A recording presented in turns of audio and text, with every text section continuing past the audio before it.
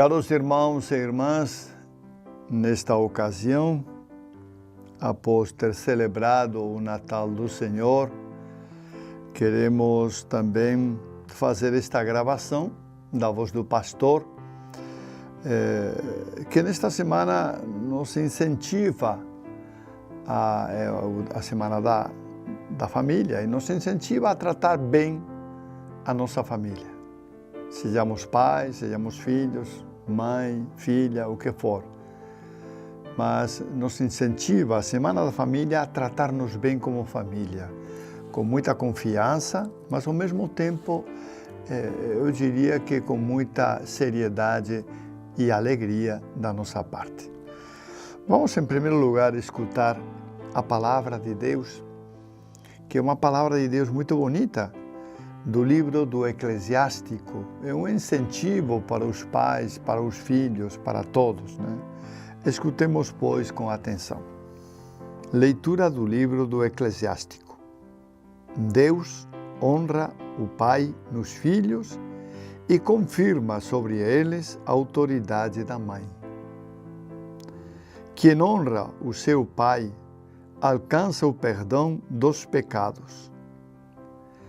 Evita cometê-los e será ouvido na oração cotidiana. Quem respeita a sua mãe é como alguém que ajunta tesouro. Quem honra o seu pai terá alegria com seus próprios filhos e, no dia em que orar, será atendido. Quem respeita o seu pai terá vida longa, e quem obedecer ao pai é o consolo de sua mãe. Meu filho, ampara o teu pai na velhice e não lhe causes desgosto enquanto ele vive. Mesmo que ele esteja perdendo a lucidez, procura ser compreensivo para com ele. Não o humilhes em nenhum dos dias de sua vida. A caridade feita a teu pai não será esquecida, mas servirá para reparar os teus pecados. E na justiça será para a tua edificação. Palavra do Senhor, graças a Deus. Que leitura bonita sobre a convivência familiar, em especial sobre os cuidados dos nossos pais, a quem devemos amar com todo o nosso coração. Não só porque nos educaram ou nos trouxeram ao mundo, mas também porque em todo momento eles nos amaram. E eu tenho a certeza que o pai de cada um de nós e a mãe, as nossas mães, nos amaram sempre com muito carinho, embora às vezes tivessem que nos dar uns tapinhas bem dados porque aprontávamos algumas, mas até os tapas não doíam tanto porque eram dados realmente com amor. Esta é a leitura, pois, do livro do Eclesiástico. Um livro que nos aconselha a viver no ambiente familiar na paz. Procurar em todo momento a paz no ambiente familiar.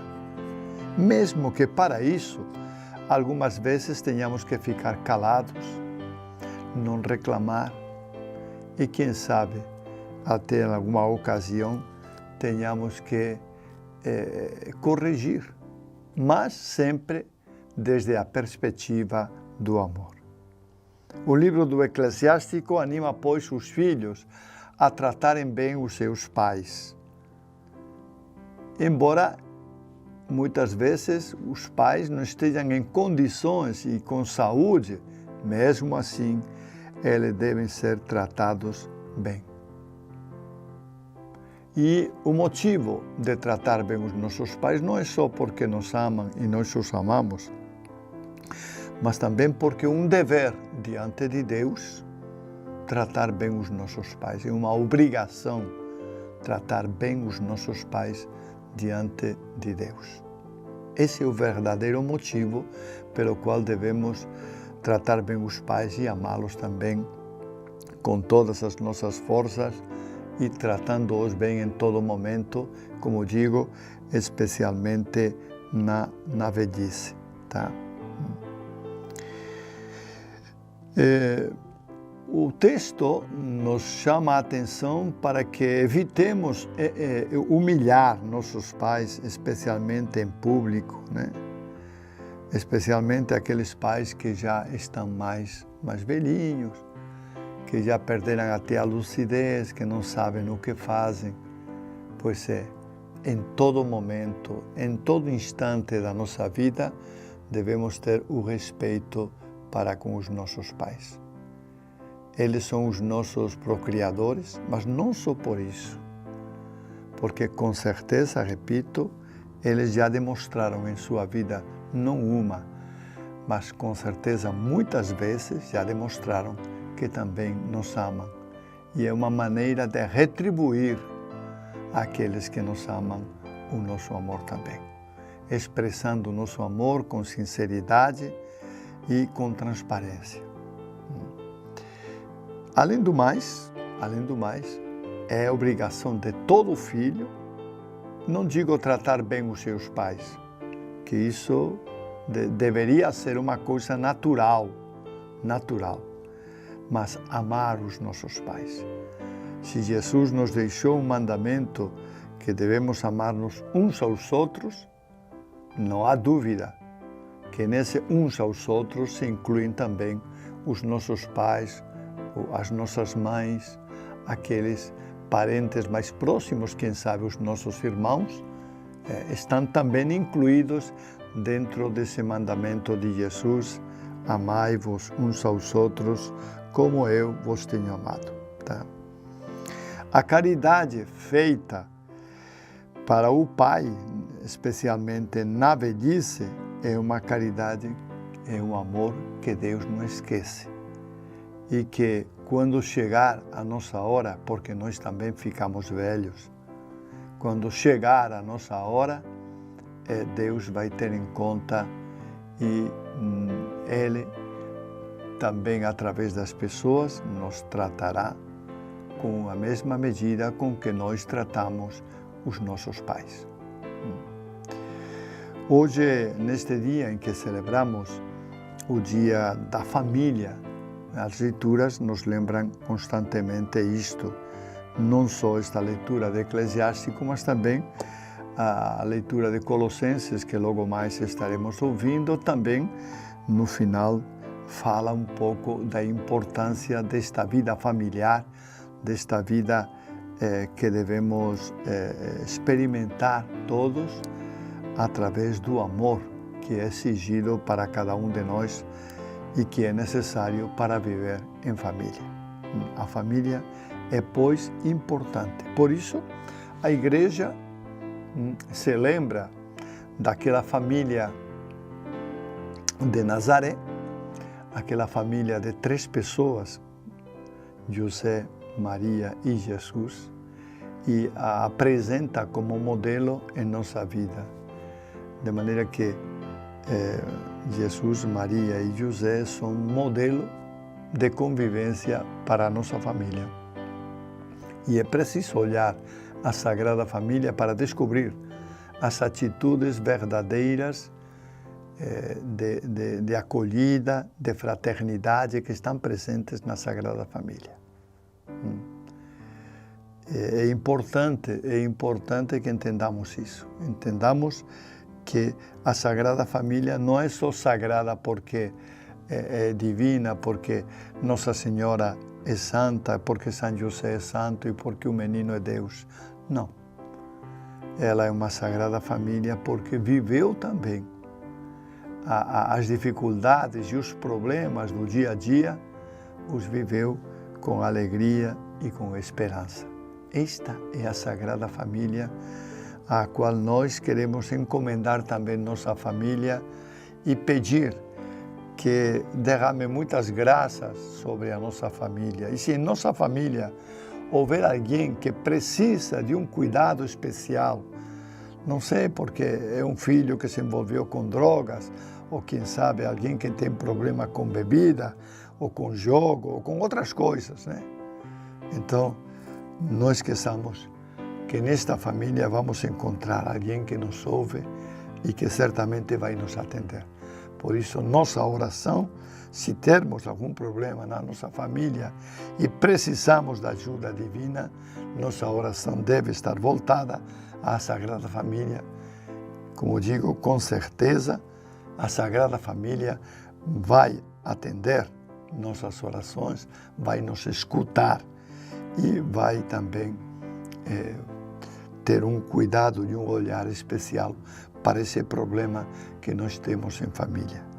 Pode ser que o problema, nem sempre o problema depende só da ação divina, pode ser que o problema não se resolva, mas podemos ter a certeza de que José, Maria e Jesus sempre olharão pela nossa família e sempre procurarão atender nossos pedidos e nossas orações.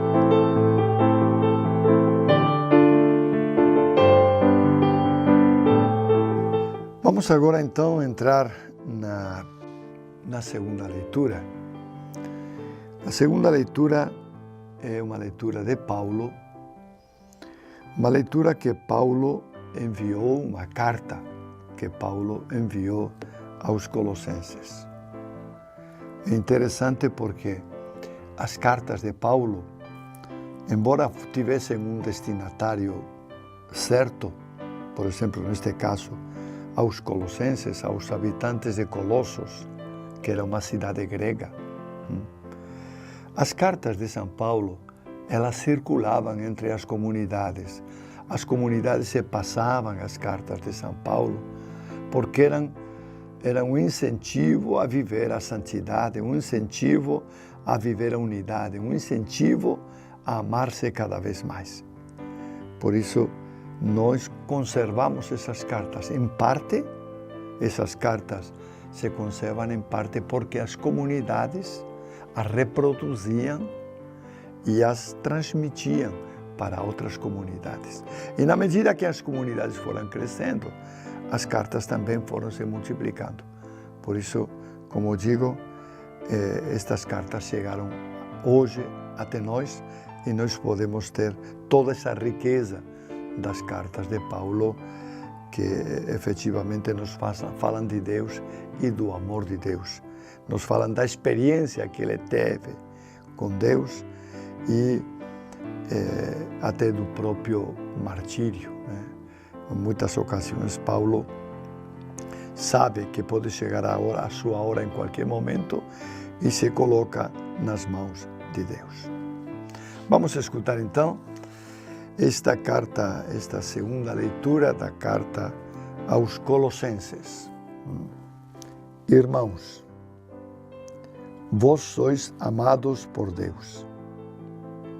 Sois os seus santos eleitos. Por isso, revesti-vos de sincera misericórdia, bondade, humildade, mansidão e paciência, suportando-vos uns aos outros e perdoando-vos mutuamente. Se um tiver queixa contra o outro, deve-se perdoar. Como o Senhor vos perdoou, assim perdoai vós também. Mas, sobretudo, amai-vos uns aos outros, pois o amor é o vínculo da perfeição. Que a paz de Cristo reine em vossos corações, a qual fostes chamados como membros de um só corpo. E sede agradecidos.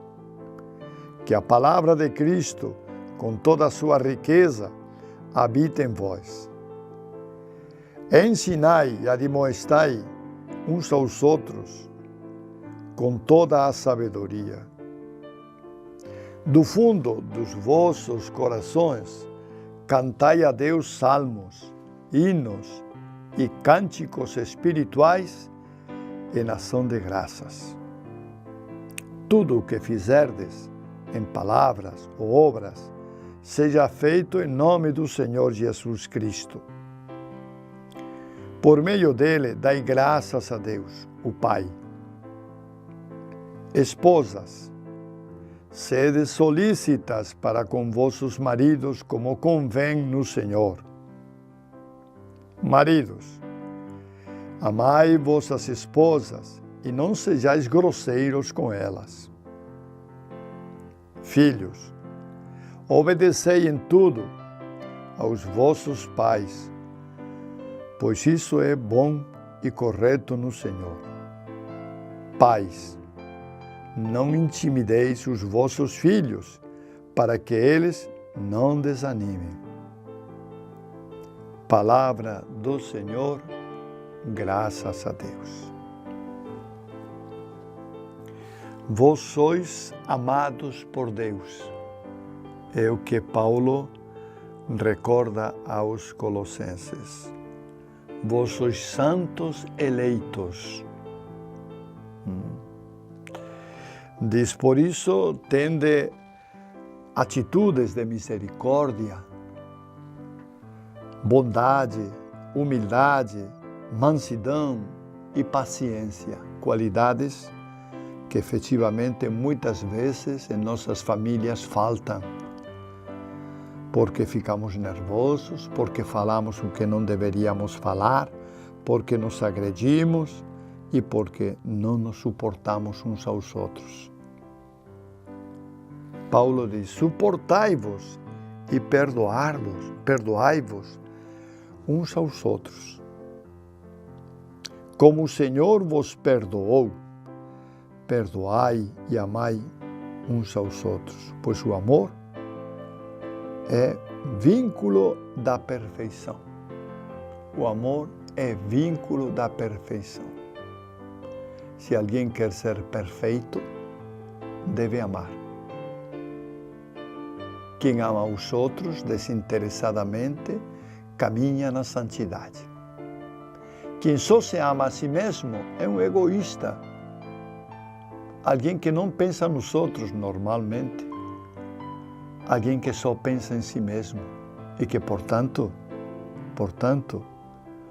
ele não ama. Porque quem pensa só em si não ama os outros. Paulo nos recorda que é importante que nos amemos uns aos outros. E a razão última do amor de uns aos outros é o próprio Senhor. Ele nos amou uns aos outros, a todos, e nos amou até a morte de cruz, até entregar a própria vida. Tá? Que a paz reine em nossos corações, em nossas casas, em nossos ambientes de trabalho, em todo lugar.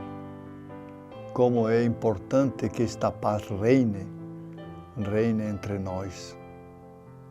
A paz que é mansidão, que é benevolência, que é compreensão com os outros. A paz, em definitiva, que nos leva a uma convivência sadia com as pessoas. E tudo o que fizerdes, diz Paulo, seja em nome do Senhor. Tudo o que fizerdes, seja em nome do Senhor. Todo o bem que fizerdes, seja em nome do Senhor. Por isso, a esposa deve ser solícita com o seu esposo, deve agradá-lo. O esposo deve amar a sua esposa, não ser grosseiro, mas amá-la de verdade, com todo o seu coração. Os filhos devem obedecer, como corresponde a eles. É próprio do filho a obediência aos pais. O filho que não obedece aos seus pais é realmente um filho que, em definitiva, não pode ser chamado de filho, porque o que nos torna filhos é precisamente o dom da obediência, de obedecer os nossos pais. Tá? E os pais não devem intimidar os seus filhos. Estas são palavras de Paulo aos Colossenses. No final, ele traz assim uma orientação em concreta sobre as esposas, os maridos e os filhos, porque com certeza Paulo observou que, embora os colossenses fossem uma comunidade boa, havia entre eles, nas relações, havia estas diferenças, ao ponto de que impediam o amor. Por isso, escreve aos colossenses para que, por cima de todas as coisas, se amem, já que o amor supera todas as dificuldades e todos os problemas. O amor realmente leva a suprimir todos os problemas e a considerá-los como coisa simples. É o amor.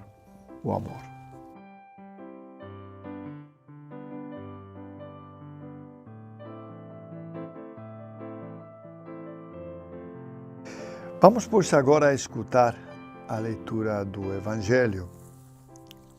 O Evangelho desta semana traz para nós aquela passagem em que Jesus se perdeu no templo. Vamos escutar, pois, com atenção a leitura. Diz assim: Os pais de Jesus iam todos os anos a Jerusalém para a festa da Páscoa. Quando ele completou 12 anos, subiram para a festa como de costume.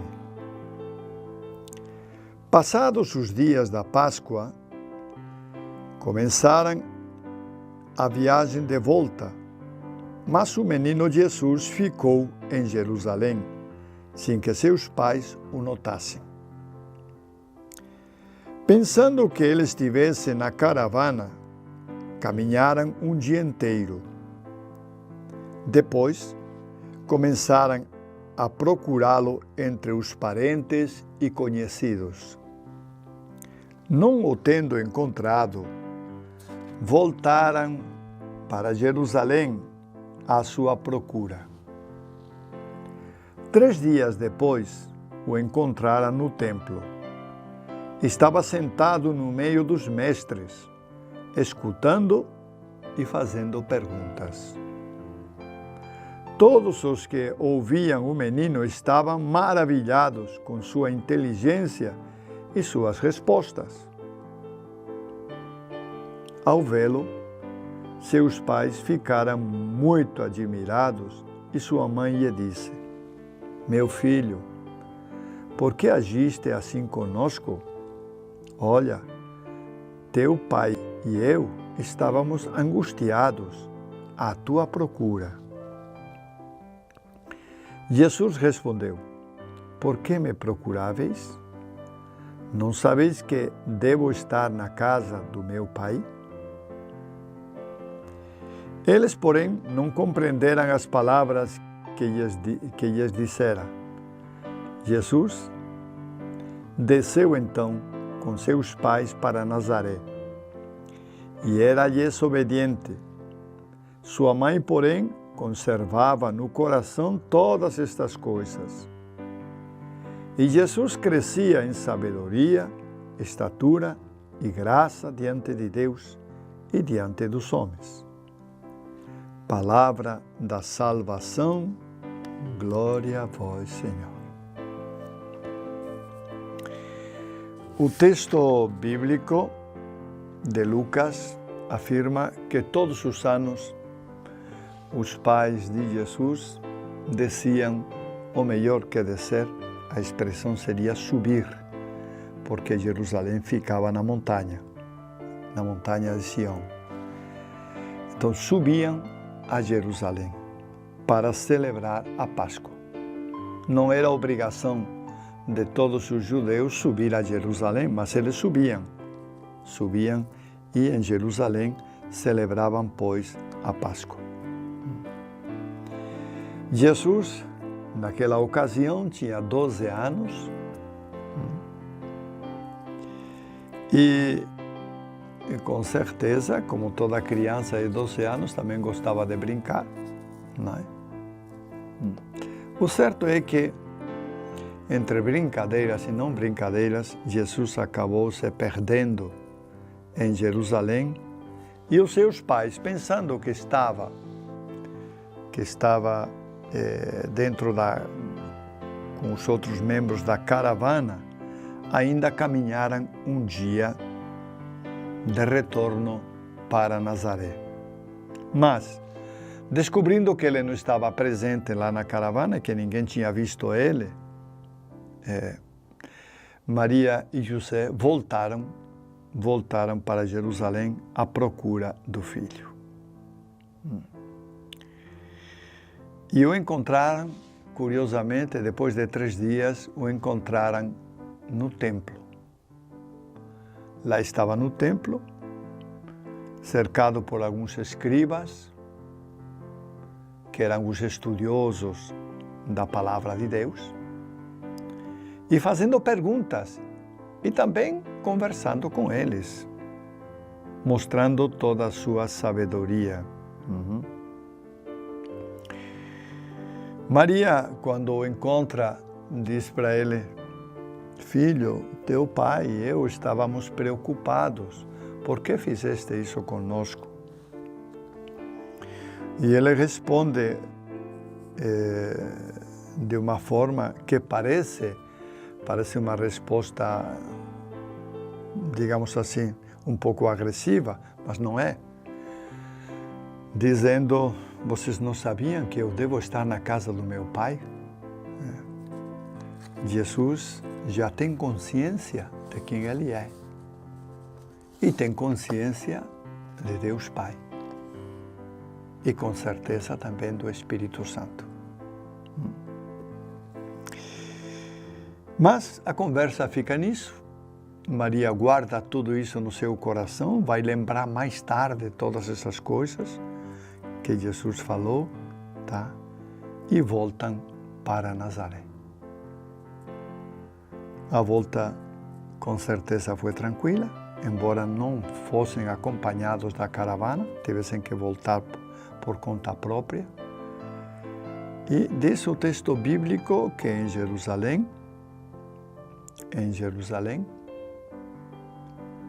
depois de ter deixado Jerusalém, né?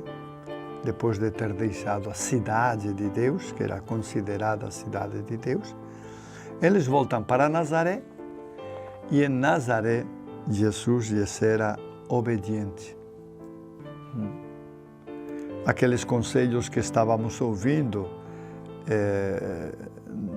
do livro do Eclesiástico, Jesus os vivencia na sua vida, no respeito ao seu pai e à sua mãe, e na obediência a ambos.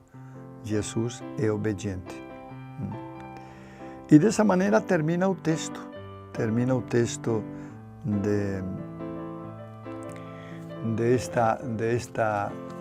desta passagem por Jerusalém, né? E o texto termina assim dizendo: ele crescia em sabedoria, crescia em estatura, como todo ser humano, como toda criança, e crescia também na graça diante de Deus e diante dos homens. Que coisa bonita, né? Sabedoria, estatura e graça. A sabedoria que faz respeito ao conhecimento, a estatura que é a parte física, né?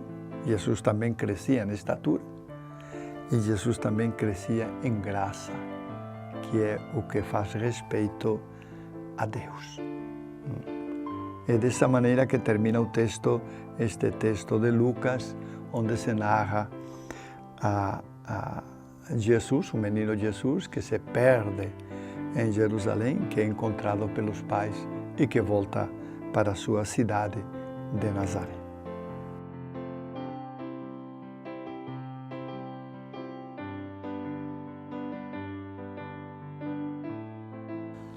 Muito bem, então agora vamos passar a ver algumas notícias. Eu recolhi em alguns sites aí do Vaticano algumas notícias que me parecem importantes. Em primeiro lugar, vamos falar do Papa. O Papa nos recorda que devemos levar alegria ao nosso próximo. E o primeiro ato de alegria ou de caridade que podemos fazer ao nosso próximo é oferecer-lhe um rosto sorridente e sereno. É levar a ele a alegria de Jesus, como Maria fez com Isabel, quando a visitou naquela cidade da montanha onde Isabel morava. Essa é a proposta do Papa para este Natal, que nós sejamos portadores da alegria, que o nosso rosto manifeste alegria e acolhida para os nossos irmãos. Que não seja um rosto endurecido, não, que seja um rosto aberto, manifestando alegria e sorriso para os nossos irmãos. Uma outra coisa que eu gostaria, enquanto estava escrevendo isto, me lembrei, não é? Eu me lembrei que todo ano eu costumo pedir ao povo de Deus um presente para Jesus. Eu queria perguntar a cada um de vocês, qual é o presente que vocês vão oferecer a Jesus Cristo? Vocês já sabem que Ele não quer coisas materiais, não quer um computador, não quer outras coisas, não. Mas Ele quer alguma coisa que surja do vosso coração. Ele quer a bondade do vosso coração. E eu quero deixar este questionamento aqui presente para vocês. Pensem, meus irmãos, pensem qual vai ser o presente que neste Natal vocês vão oferecer ao menino Jesus que está nascendo. Qual vai ser o presente que vocês vão oferecer ao menino Deus? Ele já tem tudo, mas Ele gosta dos nossos presentes. Ele gosta que nós ofereçamos coisas a Ele. Ele gosta da nossa alegria, da nossa esperança, da nossa fé. Ele gosta que nós nos amemos uns aos outros. Ele deseja que nós sejamos abertos, confraternizemos com os outros. Eu quero que vocês pensem. Pode ser uma oração? Presente de uma oração a Jesus. Pode ser um pequeno sacrifício por Ele.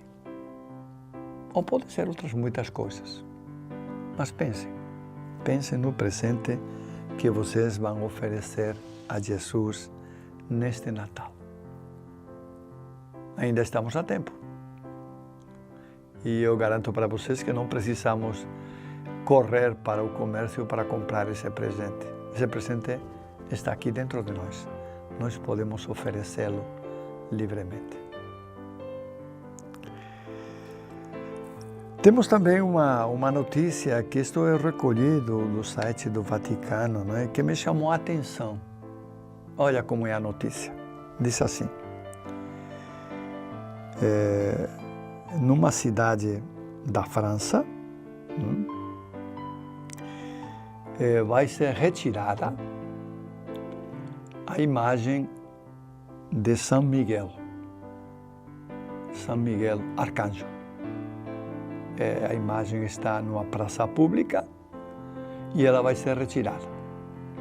O motivo, tá? É porque a figura de São Miguel ofenderia a laicidade da cidade e dos seus habitantes. Parece-me um motivo fútil.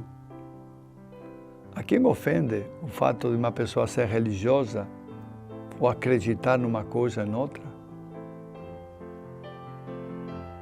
Deveríamos ser livres para manifestar nossa fé, mas aqui nesta cidade parece que realmente a imagem ofende a muita gente, a imagem de São Miguel.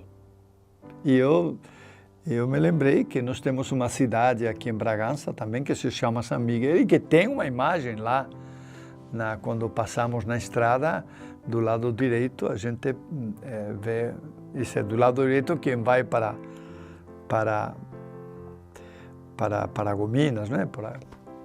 Mas tem uma imagem lá de São Miguel, né? Então me chamou muito a atenção a notícia, né? Como este pessoal da França, que cada vez é mais ateu e mais afastado de Deus, tá? Não pode suportar nem sequer a imagem de São Miguel, argumentando que isso ofende a laicidade. Laicidade, o que é isso de laicidade? O fato de ser leigo, da população ser leiga, ofende a laicidade do povo da França. Solene besteira, mas hoje nós temos besteiras para todo lado. Em contraposição, veja bem, a França é o país onde ultimamente estão acontecendo uma série de incêndios provocados contra igrejas e catedrais. Curiosamente, nesse país que quer ser laico, se atacam, se incendiam igrejas e tem sido vários incêndios, não é só um, não. Parece que tem algum grupo dedicado a isso, a incendiar as igrejas porque não suporta ver uma igreja.